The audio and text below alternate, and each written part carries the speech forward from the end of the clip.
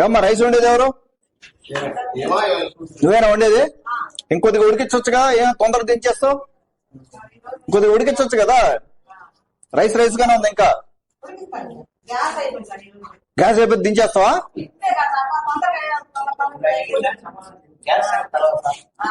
రోజు కొద్దిగా బాయిల్ చేయి, కొద్దిగా ఉడికిచ్చు రైస్, నీట్ గా ఉడికిచ్చు. నువ్వు తింటావా? మరి కూర్చొని తిన్నావు కదా, మరి ఉడికిచ్చు, పిల్లలు తినేది కదా ఇది.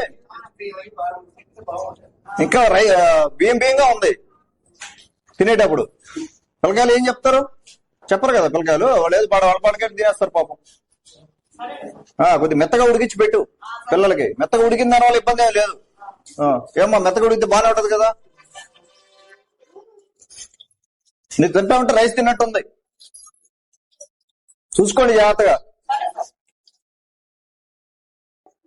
నేను ఇంకొకసారి మళ్ళీ ఎప్పుడో వస్తాను, ఎప్పుడో చెప్పను. రైస్ గానే ఉడకకుండా కానీ పెట్టిందంటే ఉన్నదేడా చెప్పండి క్లియర్ గా. ఏమైనా పెడుతున్నాడా? ఏం పెట్టట్లేదు కదా. రైస్ ఉడికించడానికి ఏంటి నీకు ప్రాబ్లం? సరిగా ఇంకొకసారి వస్తాను నేను మళ్ళా. ఇంకోసారి కానీ మళ్ళీ రైస్ ఉడకనట్టు ఉంటే నువ్వు ఉండవేడా చెప్తున్నా. కరెక్ట్ కాదు ఇది. రైస్ మంచిగా ఉడికించవచ్చు కదా. నీదేం పోయింది రైస్ ఉడికించడానికి? బియ్యం తిన్నట్టుంది.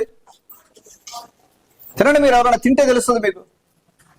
పిల్లలు ఏం చెప్తారు పాపం, వాళ్ళు ఏదో పెట్టింది తినేసి వెళ్ళిపోతారు. మనం కదా చూసుకోవాలి బాధ్యత. కరెక్ట్ కాదు ఇది. మిగతా బాగానే చేసావు, కూరలన్నీ బాగానే ఉన్నాయి. రైస్ ఇంకోసేపు ఉడకబెడితే అయిపోద్ది కదా. చెయ్యి.